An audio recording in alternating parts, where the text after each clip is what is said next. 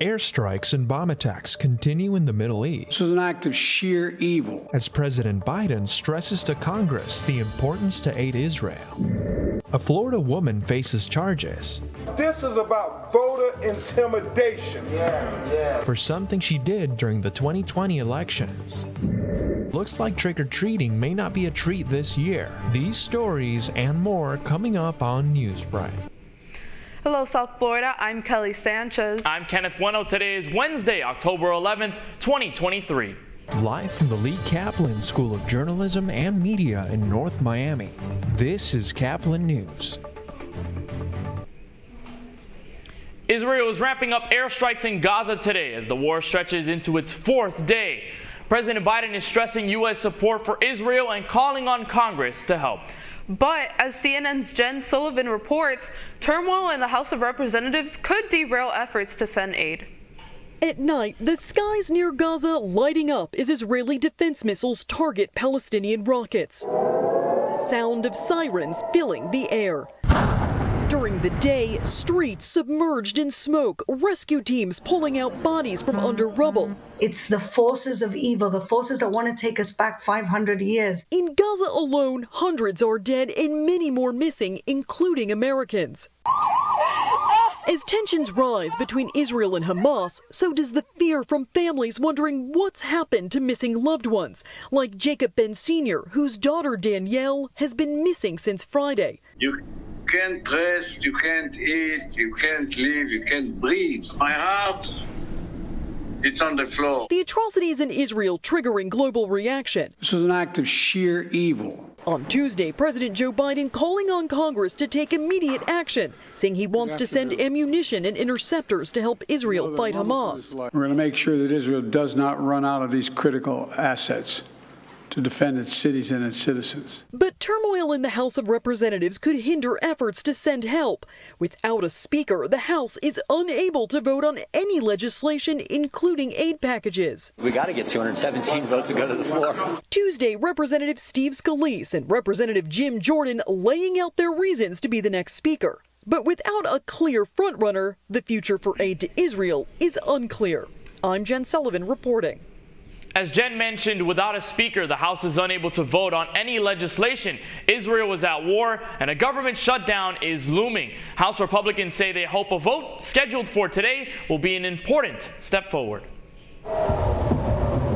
Israel's war against Hamas, our enemies view it as an opportunity, and our allies worry, is adding to the pressure on House Republicans to choose the next speaker. They're set to vote behind closed doors today. First on the agenda is a proposed rule change. It would ensure a candidate has enough support to take the gavel before a floor vote. That's after it took 15 rounds to elect the previous speaker, Kevin McCarthy. I think we got to get 217 votes to go to the floor. After that, Republicans hope to pick a new speaker. Two men are vying for the job as a government shutdown looms. Representative Jim Jordan proposes a long-term stopgap funding bill with spending cuts. We got to help Israel, that's for sure. House Majority Leader Steve Scalise says he wants to get Senate Democrats to negotiate. What people have really liked about my approach is that I've been a unifier. It's unclear if either candidate has enough support to get elected. As for McCarthy, he says he'll back whichever nominee gets party support. And the man who led his ouster seems ready to go easier on the next speaker.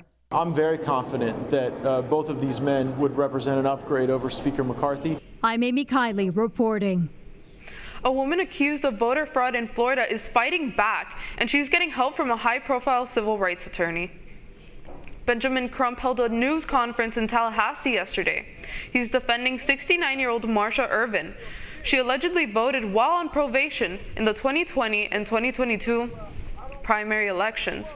Crump accuses state leaders of using confusing laws to discourage voting. This is about voter intimidation. This is about to instill fear in people in our community to say, well, I don't want to get in any trouble, so I'm not going to come and vote. In 2019, the legislature made changes to an amendment that restores voting rights to people with past felony convictions. Critics complain that it is very difficult now to know when you become eligible. According to the American Red Cross, the U.S. blood supply is at an all-time low this morning. The Red Cross is now asking high schools and colleges to bring back blood drives to help with the shortage. Donations have dropped nearly 25% since August. Busy travel and weather crises have also affected the strain in supply. Experts hope to see a change by this school year. Trick-or-treaters may expect an extra scare on Halloween, and it is not a haunted house. According to a survey, less candy will be given out due to rising costs of inflation. 40% of adults stated that inflation will make them decide whether to purchase candy. This also ties in with 30% of adults saying that they would spend less money and in total buy less candy. Man is being treated after jumping into the reflection pool at the World Trade Center Memorial in Manhattan.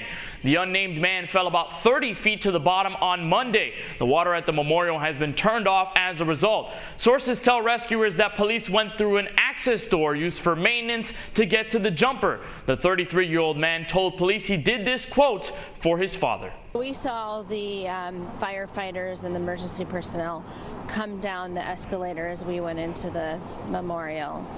And they said everything's fine, but they were coming in and going to like a back room, and we figured that down there where we were was where they could access. It's not clear if he lost anyone on that 9/11 day. First responders took him to the hospital, but he will be receiving a mental evaluation as well. In addition to that, criminal charges such as trespassing may apply, but it's still pending. Pumpkin season is here, and one pumpkin stood out from the rest. That's still ahead, and so is this story. We do this because, hey, this is what you should do. And places like this don't exist anymore. A comic shop owner helping kids battle cancer through the wonderful world of toys and comics. Newsbreak will be back in just a moment.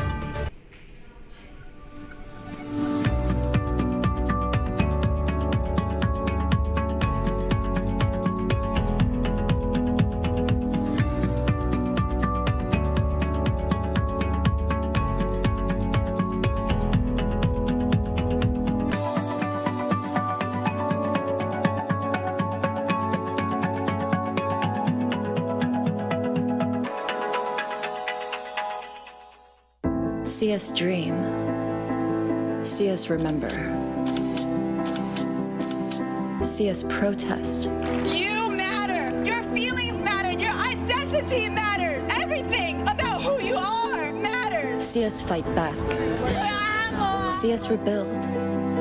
See us shatter stereotypes. See us inspire. See us united. See us now. There are 16 million children struggling with hunger in America. That's 1 in 5 daughters, sons, neighbors, and classmates who don't know where their next meal is coming from. Yet billions of pounds of good food go to waste every year. It's time we do something about it. Feeding America is a nationwide network of food banks that helps provide meals to millions of kids and families in need. Visit feedingamerica.org to help them feed even more. Together, we can solve hunger. Together, we're feeding America.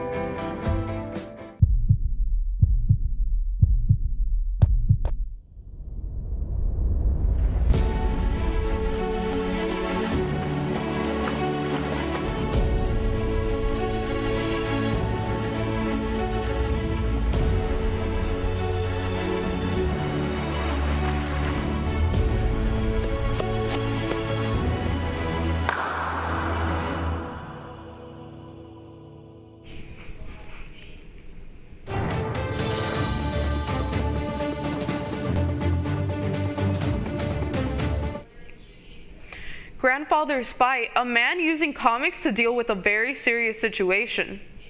Tennessee grandfather is making it his mission to raise money for his 8-year-old granddaughter battling leukemia. Reporter Mandy Harach from WHBQ shows us how he is using proceeds from a comic book store to raise money for her treatment and other kids with cancer. Welcome, ladies and gentlemen, boys and girls. This is the amazing Mr. Robert here at the Daycare Kids Comic Toys and Antiquities, and we're being accompanied by Fox News 13. And I'm the amazing Mr. Robert here with my sidekick, Squirt. And we're here to show you our wonderful world. Whether you're into comic books, superheroes, or monsters. This is our fabulous Monster Island from all your kaijus from Japan, Bandai, Power Rangers, you name it. There's something for everyone at the Daycare Kids Comics, Toys, and Antiques shop in West Memphis. This store is our time machine. My wife wanted something when you came from the outside world with all the misery today.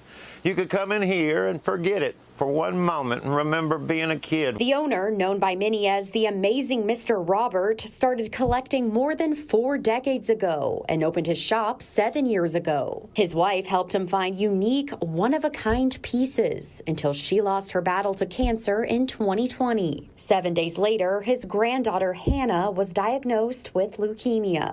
So they took me to Lebanon, and then they put this needle through my hand, and then they took me to St. Jude. It was not very fun. And with us just battling for a year and a half with my wife passed away from stage 4 pancreatic cancer. And after watching her go through it, you know, you have to do it again. That's when Robert decided every future penny made at the comic book store would go towards Hannah's treatment and other patients at St. Jude. I'm retired. All I'm going to do is spend it on them. So we give a lot of proceeds to St. Jude's, who helps her every year at the Memphis Comic and Fantasy Convention. After a long journey of chemo treatments and taking medication, Hannah is on the mend. We've got about 6.5, 7 months to go, and then we'll be done with treatment, and she'll be in remission. That's where she sleeps, on her giant Chewbacca. But I'm pretty big for it.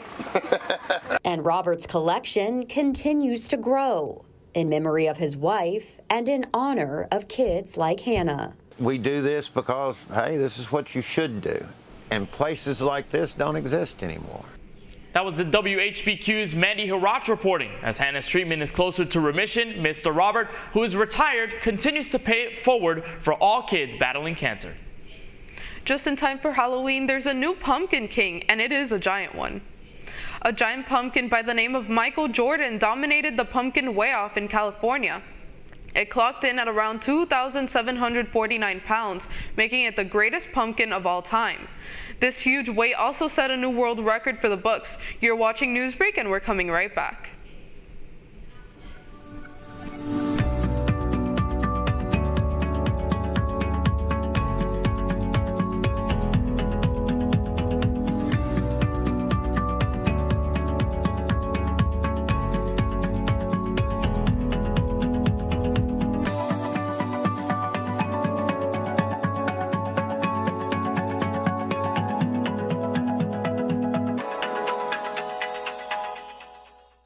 See us dream. See us remember. See us protest. You matter. Your feelings matter. Your identity matters. Everything about who you are matters. See us fight back. See us rebuild. See us shatter stereotypes. See us inspire. See us united. See us now. There are 16 million children struggling with hunger in America. That's 1 in 5 daughters, sons, neighbors, and classmates who don't know where their next meal is coming from. Yet billions of pounds of good food go to waste every year. It's time we do something about it. Feeding America is a nationwide network of food banks that helps provide meals to millions of kids and families in need. Visit feedingamerica.org to help them feed even more. Together, we can solve hunger. Together, we're feeding America.